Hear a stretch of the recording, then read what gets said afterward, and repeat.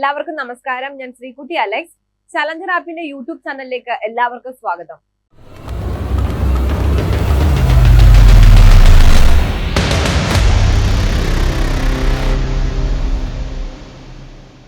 ഞാനിന്ന് KTT social സയൻസിന്റെ കുറച്ച് പ്രീവിയസ് ക്വസ്റ്റ്യൻസുമായിട്ടാണ് വന്നിരിക്കുന്നത്. അപ്പൊ നമുക്ക് ക്വസ്റ്റ്യൻസും അതിന്റെ ആൻസറും ഡിസ്കസ് ചെയ്യാം. ഓക്കെ, അപ്പം എല്ലാവരും ശ്രദ്ധിച്ചിരിക്കുക. അപ്പം ആദ്യം തന്നെ നമ്മൾ നോക്കാൻ പോകുന്നത് The joint sitting of the parliament is presided over by. ആദ്യത്തെ ചോദ്യമാണ് The joint sitting of the parliament is presided over by. എന്താണ്? പാർലമെന്റിന്റെ സംയുക്ത സമ്മേളനത്തിന്റെ അധ്യക്ഷൻ ആരാണ്? അധ്യക്ഷ പദവി ആരാണ് അലങ്കരിക്കുന്നത് എന്നുള്ളതാണ് ആദ്യത്തെ ചോദ്യം. അപ്പൊ നമുക്ക് ഓപ്ഷൻസ് നോക്കാം. ശ്രദ്ധിച്ചിരിക്കുക. The president, the Lok Sabha speaker, the prime minister, the vice president. അപ്പൊ എന്താണ് ഓപ്ഷൻസ് ഏതൊക്കെയാണ്? The president, the Lok Sabha speaker, the prime minister, the vice president. അപ്പൊ ഏതാണ് കൃത്യമായിട്ടുള്ള ഉത്തരം? ഏതാണ്? അതായത് പാർലമെന്റിന്റെ സംയുക്ത സമ്മേളനത്തിന് അധ്യക്ഷ വഹിക്കുന്നത് ആരാണ്? ലോക്സഭ സ്പീക്കർ ആണ് അധ്യക്ഷത വഹിക്കുന്നത് കേട്ടോ. ഇനി അടുത്ത ചോദ്യത്തിലേക്ക് പോകാം. ശ്രദ്ധിച്ചിരിക്കുക. Identify the atom bomb dropped in Nagasaki in 1945. 1945 എവിടെയാണ് നാഗസാക്കിയിൽ പതിച്ച ആ ബോംബ് ഏതാണ് എന്നുള്ളതാണ് ചോദ്യം. ആറ്റം ബോംബ് ഏതാണ് എന്നുള്ളതാണ് ചോദ്യം. അപ്പൊ കുറച്ച് ഓപ്ഷൻസ് താഴെ കൊടുത്തിട്ടുണ്ട്. ശ്രദ്ധിച്ചിരിക്കുക.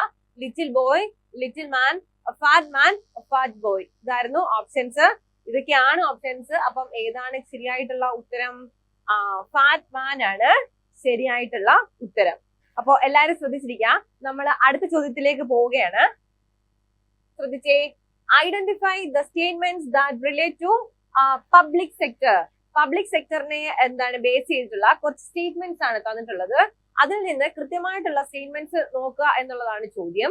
അപ്പൊ എന്താണ് അത് മനസ്സിലാക്കുക എന്നുള്ളതാണ്, ഐഡന്റിഫൈ ചെയ്യുക എന്നുള്ളതാണ് ചോദ്യം.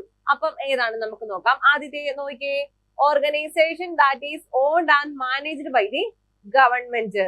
Organisation that is owned and managed by the government. അതെ, പബ്ലിക് സെക്ടർ പൊതുമേഖലാ സ്ഥാപനങ്ങൾ ഓൺ ചെയ്യുന്നത്, നിയന്ത്രിക്കുന്നതും അതുപോലെ തന്നെ ആരുടെ അധീനതയിലുമാണ്? ഗവൺമെന്റിന്റെ അധീനതയിലാണ് അല്ലെ. അപ്പൊ അത് ആദ്യത്തേത് ശരിയായിട്ടുള്ള പോയിന്റ് ആണ് അല്ലെ. ഇനി രണ്ടാമത്തെ പോയിന്റ് നോക്കിയേ. One of the objectives of public sector undertaking is to promote regionally balanced development. എന്താണ്? One of the objectives of public sector undertaking to promote എന്താണ്? റീജിയണലി ബാലൻസ്ഡ് എന്താണ് ഡെവലപ്മെന്റ്. അതായത് എന്താണ്? പ്രാദേശിക സമതുലിത വികസനം എന്നത് എന്താണ്? നമ്മുടെ പബ്ലിക് സെക്ടറിന്റെ ഒരു ലക്ഷ്യമാണ് അല്ലെ. അതെന്താണ്? ശരിയായിട്ടുള്ള പോയിന്റ് ആണ് അല്ലെ. അപ്പം 1ഉം 2ഉം ശരിയായിട്ടുള്ള പോയിന്റ് ആണ്. ഇനി മൂന്നാമത്തെ പോയിന്റ് നോക്കിയേ. Some public sector undertaking are non profit organisation while some others participate in commercial activities. ശരിയാണല്ലേ. ഇതും ശരിയാണ്. എന്താണ്? Some public sectors undertaking non profit. എന്താണ്? ഗവൺമെന്റ് സ്ഥാപനത്തിന്റെ ഒരു ലക്ഷ്യം എന്താണ്? അവരെന്താണ് ലക്ഷ്യം വെക്കുന്നത്? എന്താണ്? പ്രോഫിറ്റിന് വേണ്ടിയിട്ടാണോ? അല്ല അല്ലേ. ഭൂരിഭാഗവും എന്താണ്? പൊതുമേഖലാ സ്ഥാപനങ്ങൾ പ്രോഫിറ്റിന് വേണ്ടിയിട്ടാണോ? അല്ല. എന്നാൽ എന്ത് ചെയ്യുന്നു? ചില ഓർഗനൈസേഷൻസ് എന്ത് ചെയ്യുന്നു? കൊമേഴ്ഷ്യൽ ആക്ടിവിറ്റീസിനും പ്രൊവൈഡ് ചെയ്യുന്നുണ്ട് അല്ലെ. ചില ഓർഗനൈസേഷൻസ്, ഗവൺമെന്റിന് ചില ഓർഗനൈസേഷൻസ് എന്ത് ചെയ്യുന്നുണ്ട്? കൊമേഴ്ഷ്യൽ ആക്ടിവിറ്റീസ് എന്ത് ചെയ്യുന്നുണ്ട്? ഇമ്പോർട്ടൻസ് കൊടുക്കുന്നുണ്ട് അല്ലെ. അപ്പൊ ഏതാണ്? അപ്പൊ 3ഉം ശരിയായിട്ടുള്ള സ്റ്റേറ്റ്മെന്റ്സ് ആണ് അല്ലെ. 1ഉം 2ഉം 3ഉം എന്ത് ചെയ്യുന്നു? ശരിയായിട്ടുള്ള എന്താണ് സ്റ്റേറ്റ്മെന്റ്സ് ആണ്. അപ്പൊ ഏതാണ്? ഓപ്ഷൻ ബി ആണ് ശരിയായിട്ടുള്ള ഉത്തരം. 1, 2, 3 എന്താണ്? ശരിയായിട്ടുള്ള സ്റ്റേറ്റ്മെന്റ്സ് ആണ്. അപ്പോ എല്ലാവരും ശ്രദ്ധിച്ചിരിക്കാം. നമുക്ക് അടുത്ത ചോദ്യത്തിലേക്ക് പോകാം. ശ്രദ്ധിച്ചേ. The term democracy is derived from which language? ഏത് ഭാഷയിൽ നിന്നാണ് ഡെമോക്രസി എന്ന പദം ഉത്ഭവിച്ചത് എന്നാണ് നോക്കുന്നത്. ഓപ്ഷൻസ് ശ്രദ്ധിച്ചേ.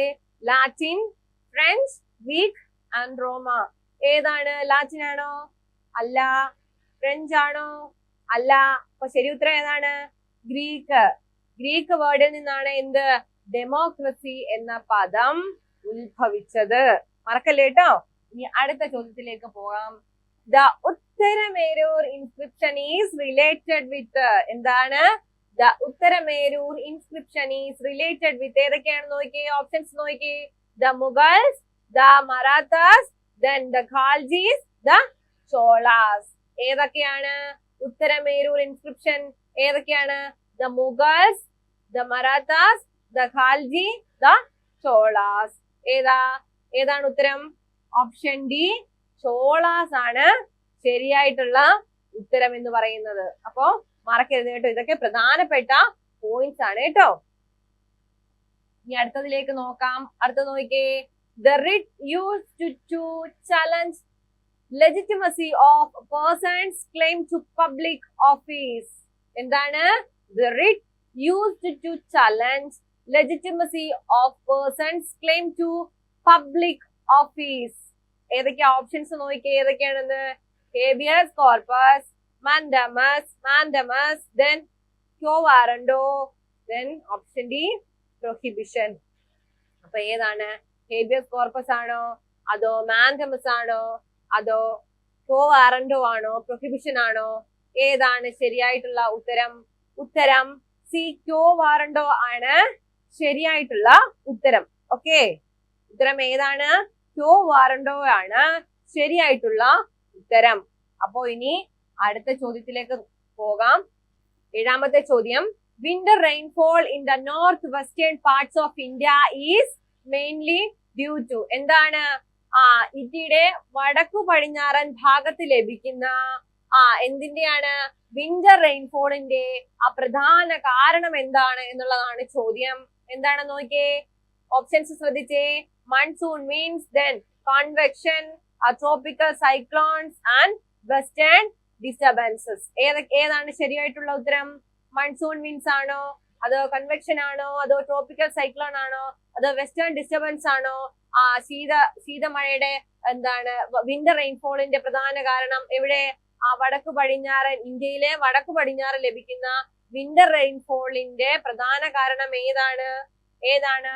ഓപ്ഷൻ ഡി, വെസ്റ്റേൺ ഡിസ്റ്റർബൻസസ് ആണ്. ഓക്കെ, ഇനി അടുത്ത ചോദ്യത്തിലേക്ക് പോകാം. പ്രധാനപ്പെട്ട ചോദ്യങ്ങളാണ് കേട്ടോ. ശ്രദ്ധിച്ചേ. Who formed the Swaraj Party? Who formed the Swaraj Party? എന്താണ്? Swaraj party. Who formed the Swaraj Party? ആരാണെന്ന് നോക്കി. ഓപ്ഷൻ എ, സുഭാഷ് ചന്ദ്രബോസ് ആണോ? അല്ല. പിന്നെ ആരാണ്? സൂര്യസെൻ ആൻഡ് ലാൽ ഹർദ്യാൽ ആണോ? അല്ല. പിന്നെ ആരാണ്?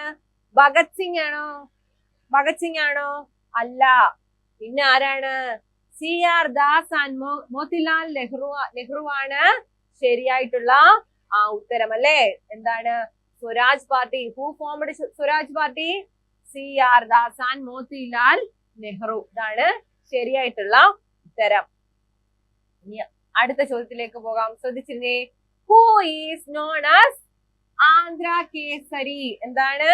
Who is known as Andhra Kesari? ആരാണ്? ടി പ്രകാശം ആണ് കേട്ടോ. T Prakasam, C Sankaran Nair, doctor Palpu, അതുപോലെ തന്നെ TK മാധവൻ. 3-4 ഓപ്ഷൻസ് ഉണ്ട്. ശരിയായിട്ടുള്ള ഉത്തരം ഏതാണ്? ഓപ്ഷൻ എ, ടി പ്രകാശമാണ് ശരിയായിട്ടുള്ള ഉത്തരം. ഇനി നോക്കിയേ, അടുത്ത ചോദ്യം നോക്കിയേ. ഏതാണെന്ന് നോക്കിയേ. Soils formed by the weathering of basaltic lava rocks. എന്താണ്?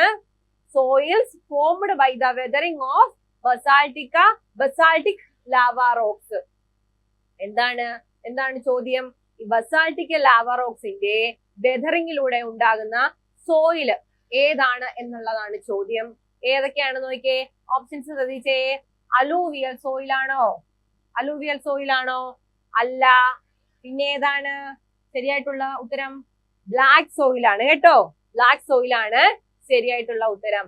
അലൂവിയൽ സോയിലും അല്ല, റെഡ് സോയിലും അല്ല, ലാറ്ററൈറ്റ് സോയിലും അല്ല. ശരിയായിട്ടുള്ള ഉത്തരം ഏതാണ്? ബ്ലാക്ക് സോയിൽ ആണ് ശരിയായിട്ടുള്ള ഉത്തരം. അപ്പൊ എന്താണ്? കേറ്ററ്റുമായിട്ട് ബന്ധപ്പെട്ട് മുൻ വർഷങ്ങളിൽ ചോദിച്ചിട്ടുള്ള 10 ചോദ്യവും അതിന്റെ ഉത്തരവുമായിട്ടാണ് ഞാൻ ഇന്ന് വന്നത് അല്ലേ. അപ്പം എല്ലാവർക്കും എന്ത് ചെയ്തു 10 ചോദ്യങ്ങളും മനസ്സിലായി എന്ന് ഞാൻ കരുതുന്നു. അതിന്റെ ഉത്തരങ്ങൾ എന്താണ് കൃത്യമായിട്ട് പഠിച്ചു വെക്കാൻ ശ്രമിക്കുക. അതുമായിട്ട് ബന്ധപ്പെട്ട കാര്യങ്ങൾ കൃത്യമായിട്ട് അറിഞ്ഞു വെക്കാനായിട്ട് ശ്രമിക്കുക. അപ്പം ഇതുപോലെയുള്ള ക്ലാസ്സുകളുമായിട്ട് ഞാൻ ഇനിയും വരുന്നതായിരിക്കും. അപ്പൊ നിങ്ങൾ എന്ത് ചെയ്യണം? നമ്മുടെ ചലഞ്ചർ ആപ്പിന്റെ യൂട്യൂബ് ചാനൽ സബ്സ്ക്രൈബ് ചെയ്യുക, ടെലഗ്രാം പേജ് ഫോളോ ചെയ്യുക, അതുപോലെ എന്ത് ചെയ്യുക, ഇൻസ്റ്റാഗ്രാം പേജ് ഫോളോ ചെയ്യുക, നമ്മുടെ ചലഞ്ചർ ആപ്പിന്റെ കോഴ്സുകൾ പർച്ചേസ് ചെയ്യുക. ഇതുപോലുള്ള ക്ലാസ്സുകളുമായിട്ട് ഞാൻ ഇനിയും വരുന്നതായിരിക്കും. നന്ദി, നമസ്കാരം.